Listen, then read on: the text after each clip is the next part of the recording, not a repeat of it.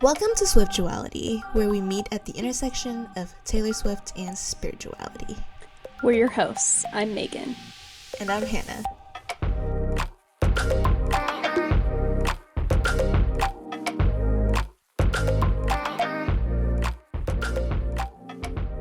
Welcome back to another episode of Swiftuality. Yes! Today we're talking about one of my personal favorite subjects, which is grief.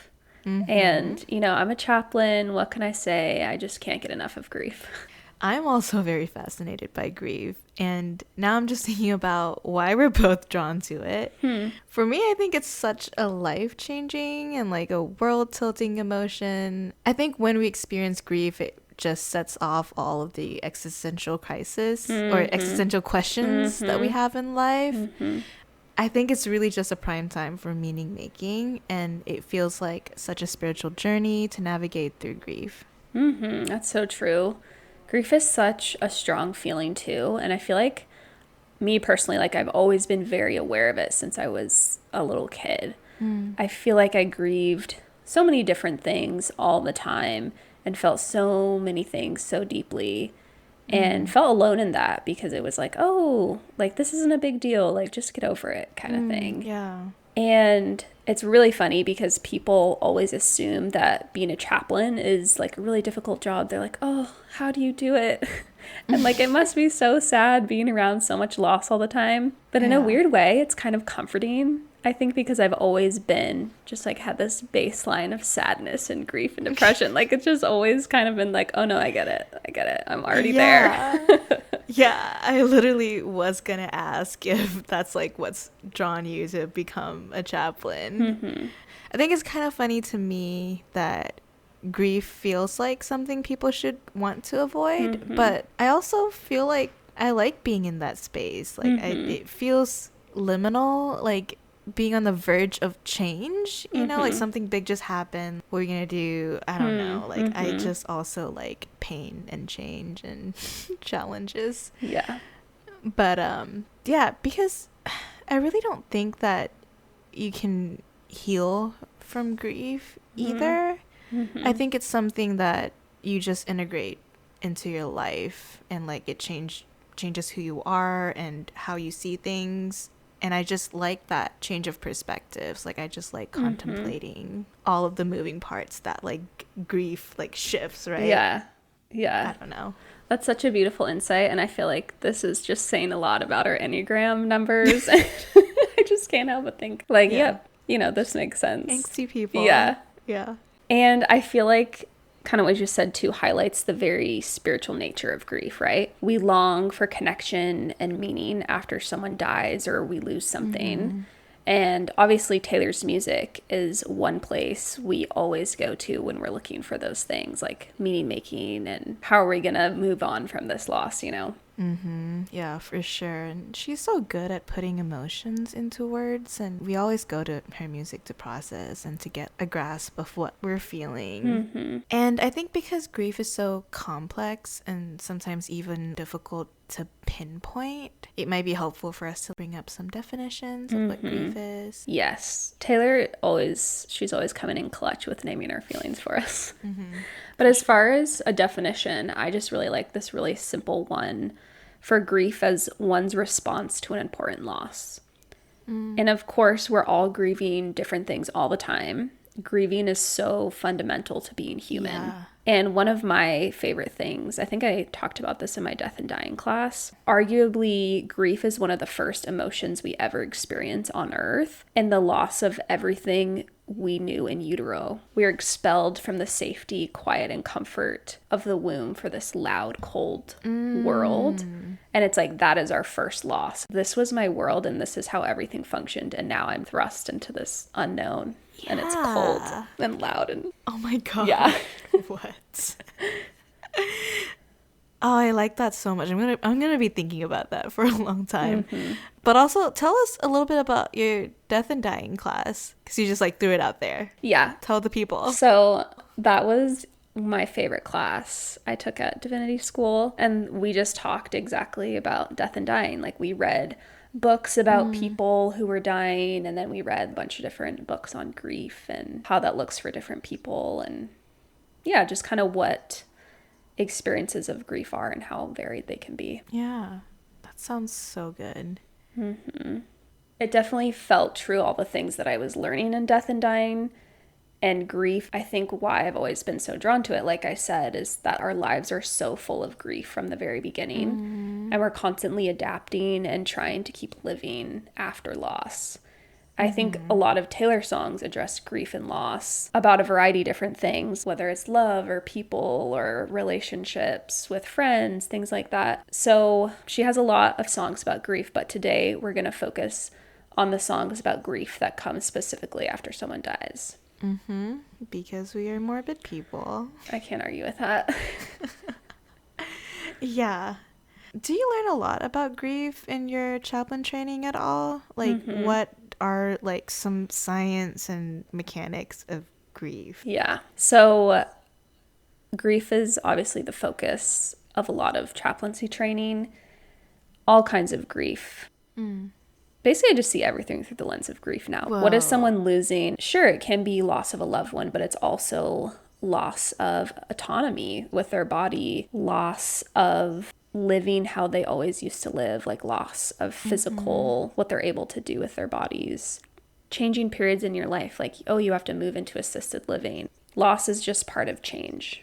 It's all doing that. So we talk a lot about grief theory, and so I'll just give a background just kind of to set us up for this episode. So most people have probably heard of the stages of grief, which was popularized by psychiatrist Elizabeth Kubler-Ross. Notably, in kind of the Taylor Swift world, she released 5 playlists just before the Tortured Poets Department came out, based on these stages of grief. You know, there's denial, anger, bargaining, depression, and acceptance. And Kubler-Ross introduced these in her 1969 book called On Death and Dying, which she developed while working with terminally ill people. And there's been a lot of criticism and misunderstanding of her theory, and she even came to regret the way she wrote about them because they've been so misunderstood, and she could even see that in her lifetime. So just some of the basics on the criticisms of that theory is just like, they're not prescriptive. Like, not everyone goes through all the stages and they don't happen in that specific order. And so, yeah, it's kind of helpful as a guide, but it's not supposed to be like, this is exactly what grief is and you should hit all these check boxes and, you know, oh, this person's just in denial or, you know, it's much more nuanced than that. So kind of today, we obviously know a lot more about grief than back in 1969.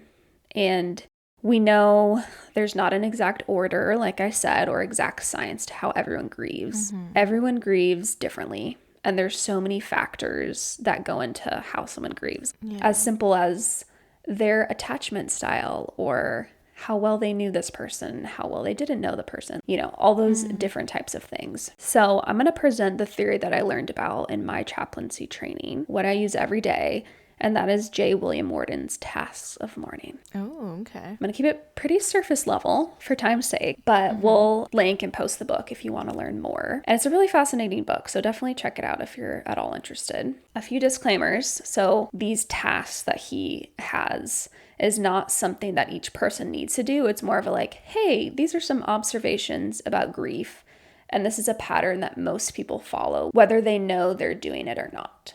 So don't get stuck on having to do these like in order or even having to do any of them at all. Like, they're called tasks, but they're not really tasks. It's like hard to find a word that fits what this is. But grief is not a to-do list. It's an experience one goes through and copes with the best they can. And these guidelines are helpful, at least in my work as a chaplain, to just kind of have in the back of my mind, because sometimes people get stuck on certain tasks, and it's helpful to know where they're coming from and like what might be helpful to them in kind of my therapeutic intervention. Okay, so here we go. First task, to accept the reality of the loss. So this is the opposite of denying that someone is really gone, right? You're like, okay, they've died, they're dead. You acknowledge that they're really gone and that you're not going to see them again. And to bring in a Taylor lyric, a good example of this is in Bigger Than the Whole Sky, where she says, every single thing I touch becomes sick with sadness because it's all over now. It's all out to sea. She's like, what is lost is never coming back. Like, it's gone now. Then the next task is to process the pain of grief. This task refers to feeling all the deeply felt and strong emotions. And for a lot of people, this can even manifest into physical pain and can be quite intense. I don't know if you've ever had that like physical pain from grief, but yeah, I can remember a few times. Pretty intense. Yeah. I think a good example of this in Taylor's discography is in Soon You'll Get Better, where she is preemptively grieving a possible loss. And she writes, but who am I supposed to talk to? What am I supposed to do if there's no you? So she's like accepting the reality of what would happen if she did experience this loss. And she's processing how painful it would be to lose her confidant and someone who is such an integral part of how she understands herself and also like how her life operates, you know? And I like the nuance that you just brought up in that too, is that like the process of the pain of grief. And, you know, when you said that the stages of grief is not in order, like, you know, like you can preemptively go through like a pain of grief even before you lose someone or something. And I think that's just so beautiful, and like it feels like self-care to me too, to like allow yourself to grieve even before you actually lose something. For sure. And that's totally, you know, I see that in my work a lot where people are like, oh, I'm just kind of stuck in this, like I know a loss is going to happen, and that liminal space can be so hard. But it's, you're grieving already. Yeah. The next task is to adjust to the world without the deceased. So going about your daily life and remembering, oh, this is like what they used to do. This is how my life has changed. Like there's this big gap of what I used to do or who I used to be. Yeah. So there's two other parts to this too. There's internal adjustments, like answering the question of who am I now that I'm not a mom or a spouse or a daughter to people who are living. And then there's also spiritual adjustments, which is like reframing your assumptive world. So what you believe about the world and good and bad, and you know, why bad things happen to good people. Oh, that's such a big task. It is a really big task. Yeah. Maybe I think probably the biggest one. For sure. I think the song Ronin is a really good example of this. And for those who maybe don't know, Taylor wrote this song after reading, I think, the blog posts of a mom who was going through cancer with her young son and eventually lost him to cancer. And if you go back and read the lyrics, which I hardly ever listen to this song because it's so freaking sad. Like, it's really hard. But she kind of recalls like what it was like, you know, having his toys around and dressing up for Halloween, and then just kind of realizing like, oh, those things are gone. Yeah, like just how do you adjust to the world, you know? It's who you thought you were and what you thought your life was going to be like is completely different now. Yeah. And I think the line at the end of the song that is really speaks to kind of the beginning to make sense of it is, you know, she writes, and what if I really thought some miracle would see us through? Like she had so much hope that he was going to get better. And then the next line is, what if the miracle was even getting one moment with you? So she's starting to reframe, I can be so thankful that I even got to know you for a few short years. Yeah. There's beauty in that. And like, it's all worth it, you know, she might say. So good. Yeah. And that kind of leads well, I think, into the fourth task, which is the final one, which is to find enduring connection with the deceased while embarking on a new life. So this could be things like finding enduring connection, doing the things the person you lost like to do, or going to a favorite restaurant you used to go to and ordering what they would have, you know, creating new traditions in honor of that person. But your life keeps moving forward. You engage in new activities and experience new things, but you still do those things that keep you connected to your loved one, and you know, you still think of them and how much they would have enjoyed this. But, you know, you're still able to keep going on with life. Yeah. And of course, the song Marjorie goes perfectly with this task. And we're going to share some of our own grief stories, and then we're going to dive deeper into Marjorie after that, because I love that song so much. Yes, that was so good and so like information packed, and I think these tasks are so very helpful too in like processing through pain and grief. But also you mentioned something earlier about looking like grief is like the lens through which you look through everything. Like I wonder, what does that look like compared to before? Kind of like before I became a chaplain and started having this kind of framework. Because I'm sure like you don't always look through everything through the framework of grief. Yeah. So like what's like the main difference? I think I just think more in terms of loss of like everything. Like every time I'm having a hard time almost, I'm like, okay, what am I losing in this moment? Like what am I grieving not having? Whether that is a job with consistent hours or like you know, like I'm always grieving something or wishing that it could be different in some way. And I think it's helpful for me to be like, oh, you're grieving what you thought would be your life right now, or you're grieving that this person isn't showing up in the way that you wish they would. I love that. Yeah. And does it help you, because like you have these like task of grief, so now I feel like that would be so helpful for me to do that and to know like, okay, like this is why I'm feeling this way, because I'm grieving this, and therefore like let me process it through these 4 tasks. I feel like that is so helpful. Yeah. I feel like even just taking a moment to be like, I'm grieving this loss right now. Oh yeah, that's really hard. Like you're doing good at this, you know? Helps me be less hard on myself, I think. Yeah. No, I think that's so helpful. And also when you're talking about adjusting to the world without the disease, because you know you were talking about how to like move on and like live in this same life, you know, like the same spaces that, you know, like the person used to be. But I also think of Cornelia Street by Taylor and thinking about like, I'll never walk Cornelia Street like again, you know. It's just like that is so real. Yeah. Like it's so optimistic to say like, oh, like I can adjust, I can like go back to all these spaces. But it's like, God damn, like that's hard. And when that pain is so fresh too, like you can't go back and do those things a lot of times. It really does just take time. You know, people say you don't miss them any less or like grieve their loss any less, but it just gets like you get stronger and it gets easier to carry that immense loss. Yeah. And I wonder too, like if adjusting to the world without the disease, like if that just means those spaces you can't visit anymore. You know what I mean? And I'm sure like that feeling of one day being able to, like that would be such a relief and growth. I don't know. Yeah. But yeah, like I said, the tasks are not a checklist. It's not like you need to do this by this time. It's totally open, and a lot of times this takes years and years and years to get to this point where you can, you know, go back and walk down that street or go to their favorite restaurant, you know.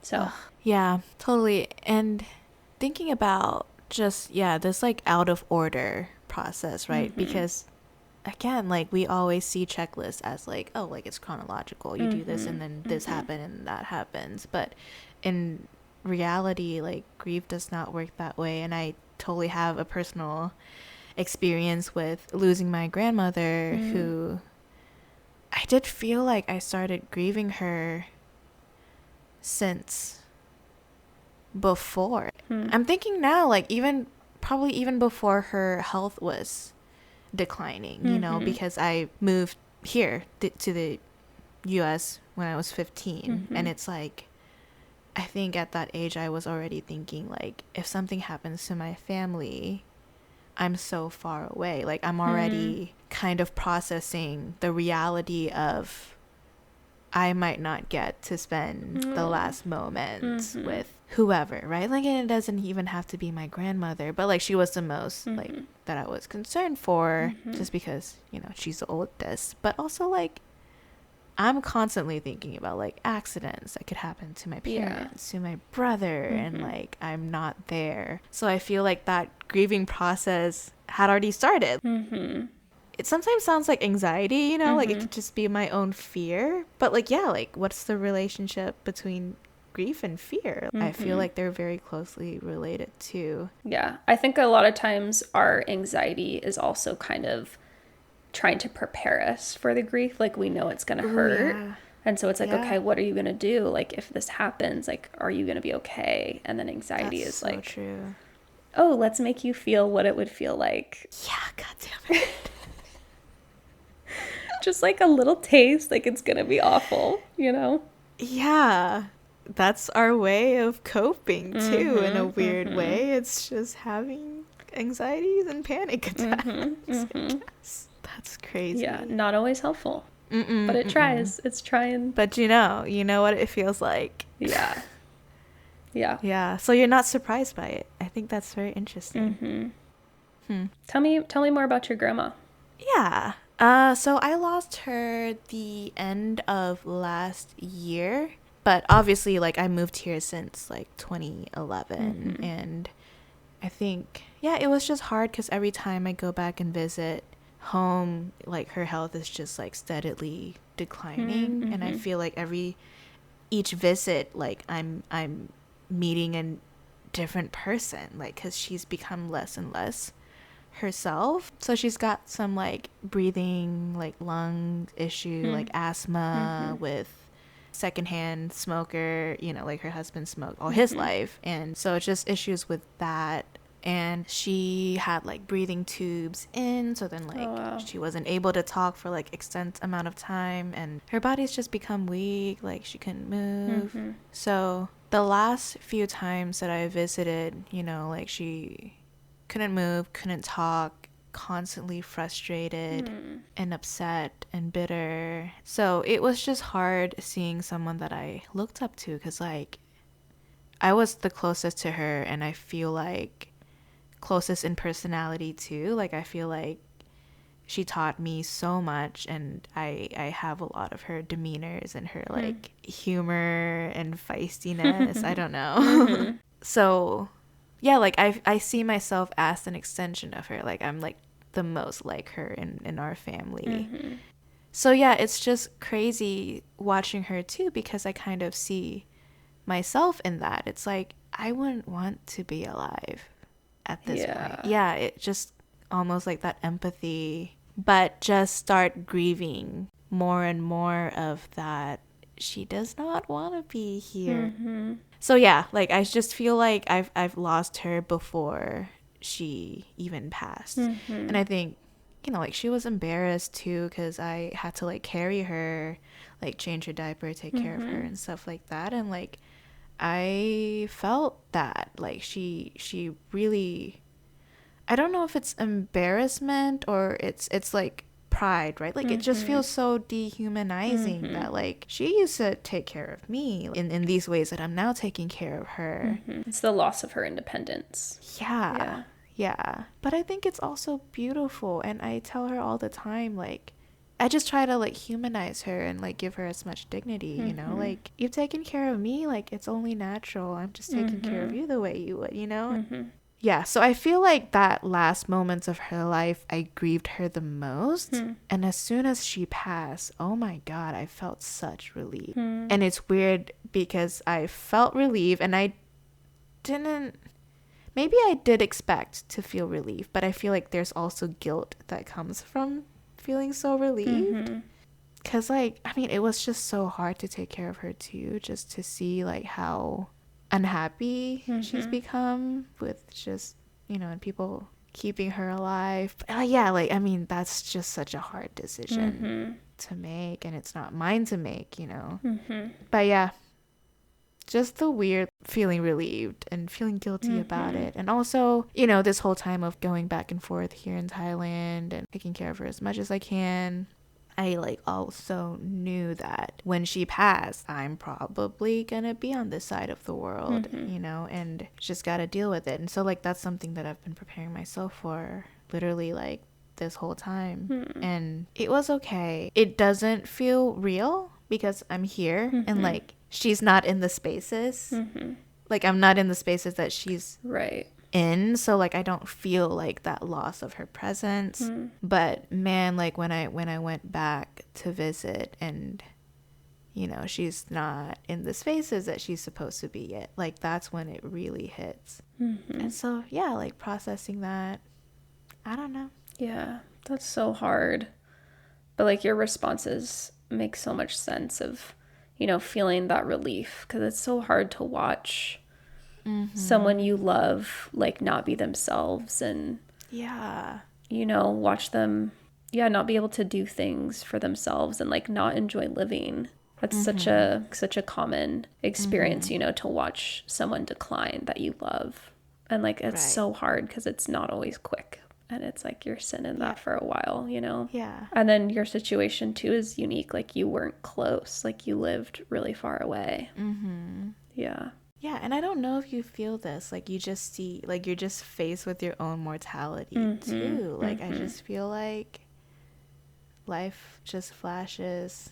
Yeah, like it just made me think about my time even more, right? It's like, oh my gosh, like I do want to live and do. But yeah, like I said, like I felt like an extension of my grandmother to where like it really made me want to live fuller, want to do everything that I wanted to and not, you know, grieve. Because like she wants to go places so badly. She's like, I just want to go out, you know, but she can't walk anymore. And so like, yeah, I would just carry her into the car and we just drive around all day sometimes, you know, because she just wants to see the world. Yeah. And she wanted to go to the beach, but it's like, you can't. And that's so sad. Yeah. But I think it also like gave me this kind of like outlook in life of like, yo, like I'm gonna do things, right? And I remember booking a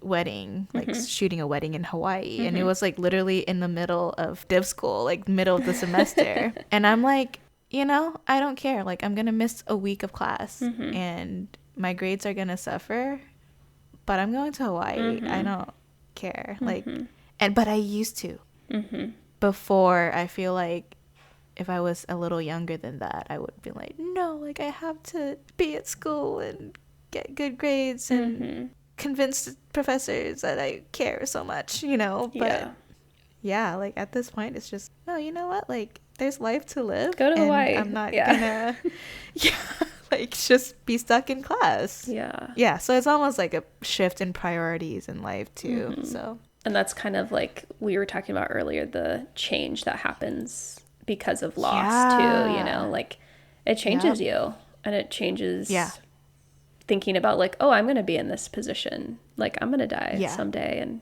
it's probably not going to be pretty. What's important, right? Yeah. Just going back to grandparent loss in general, I lost both of my grandfathers before I was born. So I just like grew up not knowing what that was like to have a grandfather. And I think I did grieve that in my own ways as a kid. Like, oh, like I'm just never going to know what it was like to be loved by a grandpa, you know? Yeah. Which is so sad. Do you still think about that? Sometimes, yeah. I think I've gotten to experience that like now that I'm married. And like my husband had both his grandpas when we got married. So that was really special, you know, to at least claim them. Yeah. But both my grandmas are still alive, but one of my grandmas has Alzheimer's and she has for almost like 10 years now. And it's just so heartbreaking to watch her slip away because she's not herself anymore. Like it's just her shell basically that can't, you know, she can't recognize anyone in her family. It's bad. And I totally relate to that like feeling of relief when she does die, because it just seems like she's suffering so much right now. And it's hard because, you know, she's been like this for so long now. And yeah, it's weird to like have her still technically be alive, but I feel like I've grieved her already, you know? Yeah. Do you like look forward to like when she passed? Do you know how you would feel? Yeah, I mean, I think it's going to be sad, obviously. Mm-hmm. But I think probably people who have watched their loved ones go through Alzheimer's too, or dementia. Mm-hmm. Yeah, I feel like I already have grieved her so much because it's like she's not there anymore, who she was, you know?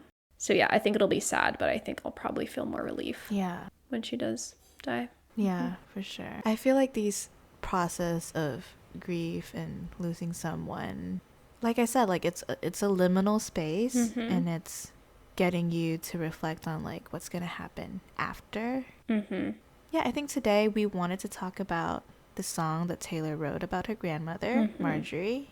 So, do you want to get into it? Are you ready to get into this? Yeah, let's just get into it. There's so many amazing lines in this song that I'm like, let's just go through it. Yeah. Okay, so the first lines of the song: never be so kind, you forget to be clever. Never be so clever, you forget to be kind.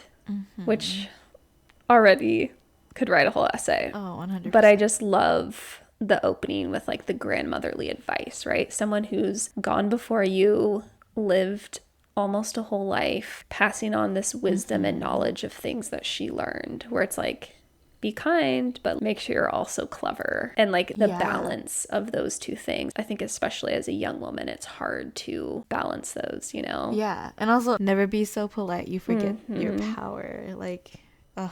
Such important things to know. Those two balances. Yeah. But yeah, I think the giving of advice, like it makes you feel loved. And it is something that sticks with you, like even after they're gone, you know?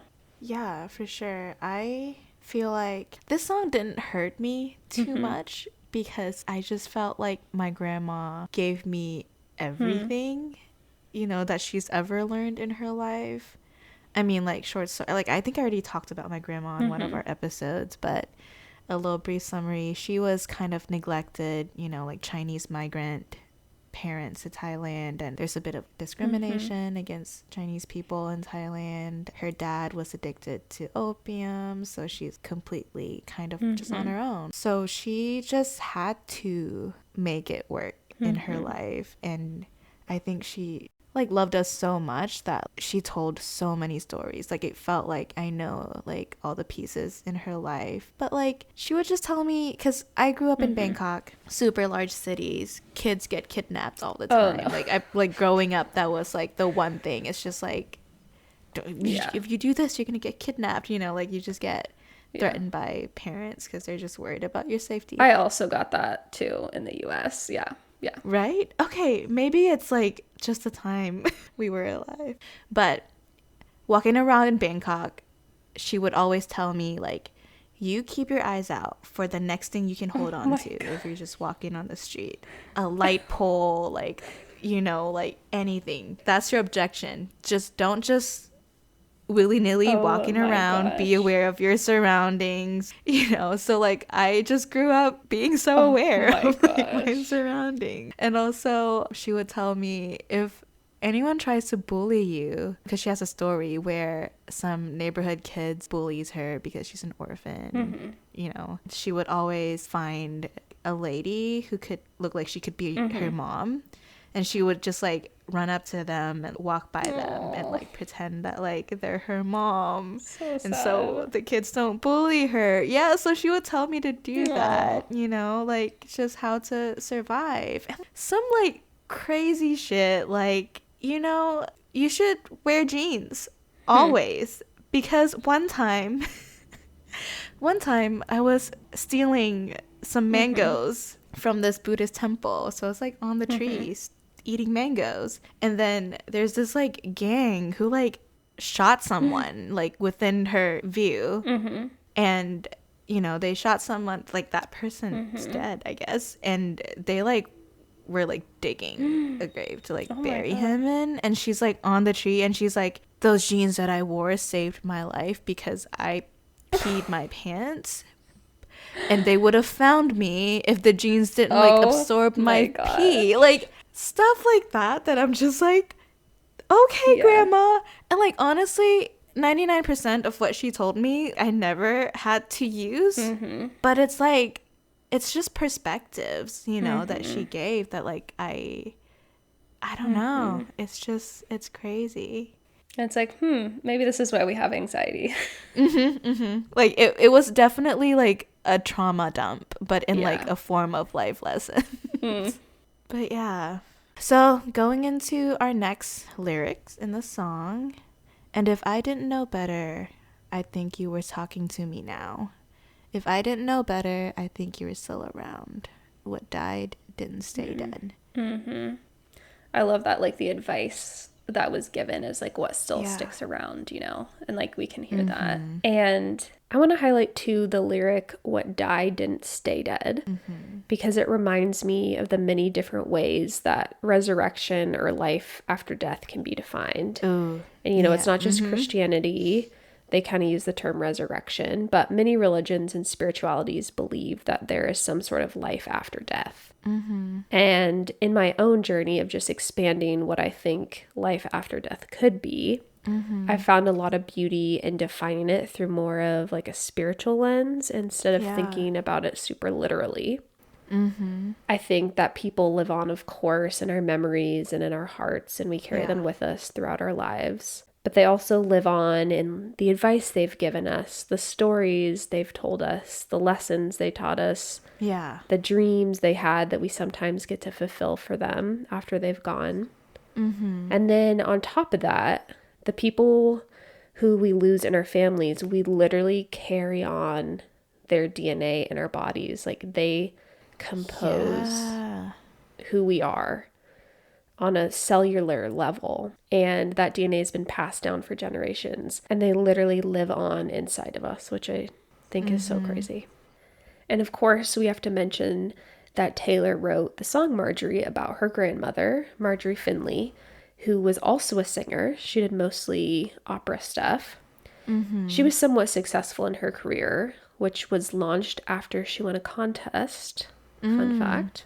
And, you know, she did some TV shows and things like that for a while. But you can actually hear a sample of some of her singing in the background of Taylor's song Marjorie right after Taylor sings, and if I didn't know better, I think you were singing to me now. And then you can kind of hear it in the background, which is already so special in itself. But then Taylor adds Marjorie to the Eras Tour set list. Yes. And then her grandmother's voice is singing for thousands and thousands of screaming fans, which is so incredible because, you know, she didn't make it to that level of success in her career, and she didn't get to see Taylor reach that level either in her lifetime. But she has been able to live on through Taylor and her music, which is so special. Yeah, and like I like thinking about myself as an extension of something, being a part of an extension of like an existing thing. I think I said that about our like fate and destiny episode. I just like that feeling of being a part of something bigger than myself, and like that is our ancestors, you know, like we talked about that. But it's like, yeah, like they survive in us, you know, and we carry their memories and their stories on with us. But yeah, like I definitely feel like I was shaped by my grandmother. I really do feel like I am who I am because of all the things that she taught me, and I'm gonna pass that on to my children, you know, and grandchildren or whatever, if I ever have any. Yeah, totally. Another one of my favorite parts of this song is, I think this is the bridge, but it goes, the autumn chill that wakes me up. You love the amber sky so much. Long limbs and frozen swims. You'd always go past where our feet could touch. And I complained the whole way there, the car ride back and up the stairs. I should have asked you questions. I should have asked you how to be. Asked you to write it down for me. Should have kept every grocery store receipt, because every scrap of you would be taken from me. This gives me chills literally every single time that I hear it. And I just think it depicts so beautifully not knowing what you have when you're young, not being able to enjoy things when you're young, but as an adult looking back and being like, oh, I would do anything to go for like another swim with my grandma or something. And I think this brings up grief for me because my grandma with Alzheimer's, like I didn't really get to know her when I was an adult. Because, you know, it's been almost 10 years that she's had this, and I feel like maybe when you're like early mid-20s, at least for me, I really started to be fascinated by my family history and like the stories and be like, oh, like Yeah. these are the stories that created me and, you know, can help kind of inform my life.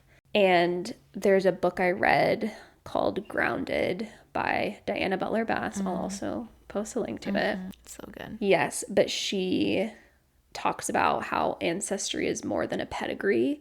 It's a handing down of patterns of faith, doubt, joy, and despair. And she kind of goes on to say that those who have come before us, like the good, the bad, and the ugly, when we come to learn those stories, it opens up new paths of mental, emotional, and spiritual healing because it helps us kind of define who we are. And yeah, our grandparents are like such an important part of our past. Yeah. Yeah, I love that so much. I really think, you know, the line, I should have asked you questions, I should have asked you how to be, like, there's no regret and mourning in that when I listen to that line, just because I felt like my grandma really made it her priority. Like, he just felt such a need to, like, tell us all the things, right? To where I just felt like I never had to ask her questions. You know, she's always someone telling me all the things. But there's still a sense of, like, those younger years are such formative years that, like, those things that she told me, like, it really shapes and form who I am. But like you said, like, now that I'm older, like, I didn't get to ask her the adult questions, you know, like, about her love experience, you know, like, that one time she was heartbroken, like, what, tell me more about that, you know, like, or starting a family. Like, she married someone, I think, 20 years older than her. Another fun story, like, her kind of community, her village, thought that she was cursed because on the day she was born, her parents' whole herd of pigs died. Oh my God. Yeah. So she was the 7th daughter. And after her mom, but her mom's health was like just bad after giving birth to her. And after that, her mom was pregnant with a boy, which, like, Chinese people really value having a boy. And her mom ended up actually, like, passing away in childbirth to that son. And the child didn't survive, you know, because without, like, milk and everything. So, like, they just thought that she was cursed. And I think her dad tried to give her away to, like, a wealthier lady to, like, you know, help that family. And so, like, literally on her way there to be, like, to live with that lady, she was on the back of, like, the little motorcycle, like, moped that the lady came to pick her up with. And then they were in an accident. And the lady, like, lost her child. She was pregnant. Oh my gosh. So the lady lost her child and, like, broke her leg. And so she's like, I don't want this child. She's cursed. Yeah. And so she ended up marrying my grandfather because he had a track record, because, like, all of his wives, like, end up passing away. Oh my God. Which is kind of, like, sketchy to think about. But I think they're all, like, diseases. So the people in the village or, like, the community was like, you should marry this lady because she won't die. Like, she's, you know, like... Oh my gosh. She just caught, you know, like, so she's crazy. got, like a strong will or soul to live. Or I don't know, like, what the phrasing translation is. So she ended up marrying him, and, like, it, you know, it, like, wasn't love or anything. So, like, I would love to hear more, like, of the adult perspective, not just the story, but, like, feelings, like, how do you know, like, just I would really love to hear that. I want to ask you, when you listen to the line, you'd always go past where our feet could touch, like, what does that mean for you? Yeah, I think it's, to me, I think I just picture, like, doing something as a kid where you're just, like, kind of scared. Like, you're being, like, pushed past your boundaries that you want to go to, you know? Where it's kind of pulling her out of her comfort zone. And she might be, like, at capacity of, like, I can't take, you know, I'm just so focused on, like, trying to stay afloat or doing this, like, scary thing. I don't know. I think it's a sweet memory, probably, but also kind of shows when you're a kid, like, just going past where your feet could touch is, like, such a memorable thing that sometimes you're not able to take in the other things that are happening. You know, I think it speaks really beautifully to, like, oh, I should have been asking you more questions. Like, instead I was complaining, you know? Yeah. Yeah. it's just like, yeah, like really like the childlike lack of understanding. Yeah, like a lot of stuff that I feel like she tries to tell me like just went over my head too. Sad that that's the nature and the reality of our relationship with our like grandparents, because most likely they're gonna pass or like deteriorate before we get to that age where, number one, where we can ask them those questions and understand what they're trying to tell us, or like number two, when they're still capable of answering it in the way that they would when they were younger. Yeah, you know? totally. One of my favorite lines in this is, I should have asked you how to be. And to me, it's just like, we're all just trying to figure out how to just exist. Yeah. Like, you know, what advice do you have for me of just like trying to get through life? When it's hard, I'm just like, how did you do this? How did you make it through, you know? Yeah. So good. That's big.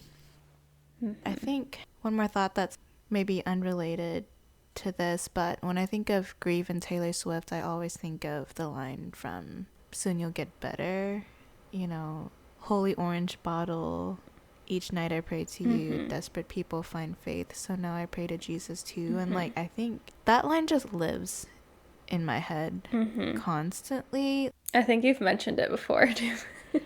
Yeah, I just love it, and I couldn't find a place to talk about it. But like, I think this in relation to grief, like, it's so real. And like, now that I don't really know, like, I don't really believe in heaven or hell, like, I kind of honestly just wish like the afterlife is just black, like it's just nothing, because I cannot muster any more like courage and energy to live on. Like, I don't want to be alive after this. Yeah. And I think that's why, you know, like that shifts. Like, I just try to do everything I want to in this life. But yeah, like now that my understanding about like life after death has shifted, I don't know, like I kind of want people to stay alive longer in a way, you know. Like I find myself like, it's hard to pray now, but especially like when there's things that I'm like desperate about and I really feel like I'm at the end of myself, I find myself praying, right? Like, desperate people find faith, and like I always find myself back to prayer when, you know, I'm in these kind of situations. But yeah, I don't know if you remember this, but in Amy Jill Levine, she's amazing. Look up any of her writings, but she's our New Testament professor. But she was telling a story of her mother on her deathbed, and I think her mom saying goodbye to her, saying like, I'll see you in heaven. And AJ said like, I don't believe in heaven. But in that moment, I told her, I'll see you in heaven. And I believed it 100%. And I think that's so beautiful. You know, like it's okay to be like, maybe I don't believe in it. But like in times like this, I so do. Like Yeah. I love that you brought that up, because it's so true, especially in the face of death. People do think about spirituality and religion a lot more. Because I think we try not to think about death, and then when it's in front of our faces, we kind of have to figure out, oh, like, wait, am I going to see them again? Like, what do I think is actually going to happen?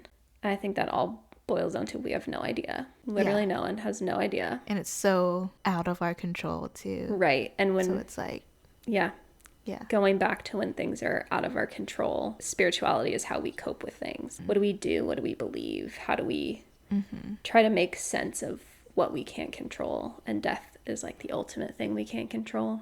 Yeah, and when we don't have control, like in Bigger Than the Whole Sky, it's written, did some force take you because I didn't pray? Yeah. Trying to make sense, especially when someone dies unexpectedly, or like, even if you haven't believed, you know, that God has control over people who live and die and that kind of stuff in years, like, those thoughts still run through your head because you're trying to make sense of it. You're like, was it like, it must have been something I did. Like, it's almost, you revert back to when you were a little kid. And like, if something went wrong, you're like, oh, it was me. Yeah. You know, so crazy. Yeah. Because I think that's like one way of taking control. Because in a sense, if it is because I didn't pray, that means I still had control over it. I just let it slip. you know, like it was still in my control. And I can try to prevent this again. Yeah. Right. Which is bizarre. I remember AJ saying that too in class and was like, whoa. I know. That like stuck with me. Yeah.